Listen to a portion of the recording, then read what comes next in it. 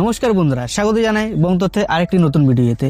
আমি আপনারা প্রত্যেকেই তো ইউপিআই ব্যবহার করি। কেউ নিজের কাজের জন্য ব্যবহার করে, কেউ আবার কোনো ট্রানজ্যাকশন করার জন্য, কেউ বিল পেমেন্ট করার জন্য, কেউ কোনো মেডিকেলের জন্য আমরা বিল পেমেন্ট করে থাকি। সেক্ষেত্রে আমরা প্রত্যেকে এখন ক্যাশ ছাড়াই এখন ইউপিআই ব্যবহার করি, যা একটি ডিজিটাল মাধ্যম, যা প্রত্যেকে এখন নিত্য নতুন ফিচারের সঙ্গে এগিয়ে যাচ্ছে। কিন্তু কখনো আমরা এইসব ব্যবহার করতে গিয়ে আমাদের অ্যাকাউন্ট ব্লক করে ফেলি, আমার অ্যাকাউন্ট ফ্রিজও করে ফেলি, ব্যাংকের অ্যাকাউন্ট। আর সেক্ষেত্রে আমরা ভাবতে থাকি যে এখন আমরা কি করব, ব্যাংকের কাছে দৌড়াদৌড়ি করি, কিন্তু কোনো সমস্যার সমাধান পাই না। যদি পেয়েও যায় তা হতে অনেক সময় লাগে। কিন্তু আমি আজকে এমন কয়েকটি কারণ আপনাদের যে বলবো যার জন্য এইসব হচ্ছে, এবং ভিডিও শেষে কয়েকটি এমন টিপস বলবো যেগুলি আপনি ফলো করলে আমার এই ভিডিওটি আপনি লাইক শেয়ার করতে বাধ্য হবেন, এবং চ্যানেলটি না বলে আপনি সাবস্ক্রাইবও করে ফেলবেন। তো কি সেই কারণ এবং টিপস, সেটা জানার জন্য তো আপনাকে পুরো ভিডিওটা দেখতে হবে বন্ধুরা। তো চলুন ভিডিওটি শুরু করি। 2026 তো চলে আসলো আমাদের দোরগোড়ায়, এবং ভারত সরকার তার সাথে ইউপিআই ট্রানজ্যাকশনও নিয়ে চলে আসছে যে কত টাকার লিমিট আপনি প্রতিদিন করতে পারেন। এক্ষেত্রে যদি আপনি নর্মাল ইউপিআই ট্রানজ্যাকশন করেন, সেক্ষেত্রে আপনি 1 লক্ষ টাকা ট্রানজ্যাকশন করতে পারেন। 2 নম্বর কি, যদি আপনি কোনো নতুন অ্যাকাউন্ট বানান ইউপিআই, তাই 24 ঘন্টার মধ্যে আপনি 5,000 টাকা ট্রানজ্যাকশন করতে পারেন।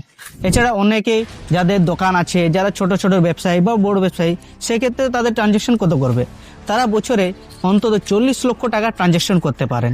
এবার এছাড়াও যারা সার্ভিস প্রোভাইডারের কাজ করেন বা ব্যবসা করেন, সেক্ষেত্রে তাদের কত ট্রানজ্যাকশন করতে পারে, 20 থেকে 40 লক্ষ টাকা। এর থেকে যদি তারা বেশি করে, তাহলে কি ইনকাম ট্যাক্স আপনার বাড়িতে চলে আসবে এবং আপনাকে একটা বড় সড়ো নোটিশ পাঠিয়ে দিবে, যেটা সাধারণত করেই থাকবে।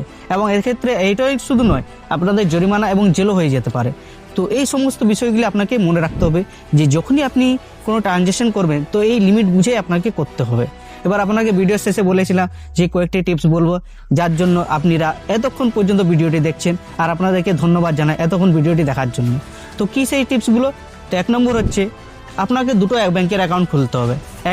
একটা হবে আপনার মেন অ্যাকাউন্ট, আর একটা হবে আপনার ইউপিআই অ্যাকাউন্ট। এই ইউপিআই থেকেই আপনি ট্রানজ্যাকশন করবেন।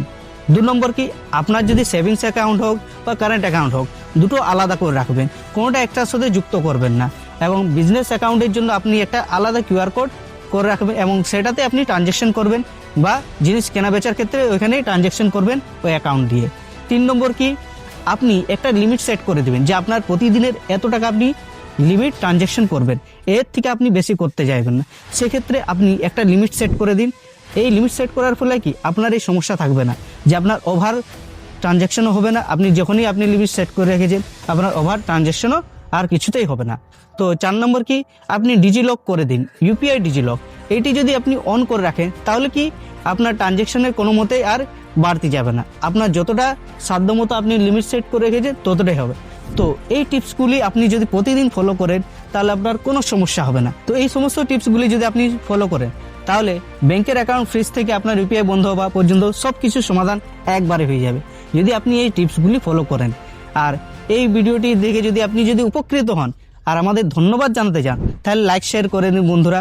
আর আমাদের ছোট্ট পরিবারে যদি যুক্ত হতে চান, এরকম নিত্য নতুন ভিডিও যদি আপনি পেতে চান সবার আগে, আর যাতে এরকম সমস্যা যদি আর আপনাদের না পড়তে হয়, তাহলে বেশি কিছু না, আমাদের ছোট্ট পরিবারে যুক্ত হয়ে যান। যুক্ত হওয়ার জন্য কি করতে হবে? বেশি কিছু না, জাস্ট সাবস্ক্রাইব বাটনে ক্লিক করে দিন, দেখুন আমাদের পরিবারে এক্ষুনি যুক্ত হয়ে যাবেন। তো এইটুকুই ভিডিওতে রইলো। তো দেখা হবে আরেকটি নিত্য নতুন ইনফরমেটিভ ভিডিও আপনারা কাছে নিয়ে আসবো। ততক্ষণে আপনারা সবাই সুস্থ থাকুন বন্ধুরা, ভালো থাকুন। আর নতুন বছরটা যাতে আপনাদের সবাই ভালো থাকুন আর সুস্থ থাকুন, এই বলে ভিডিওটি শেষ করছি। তো জয় ভারত বন্ধুরা।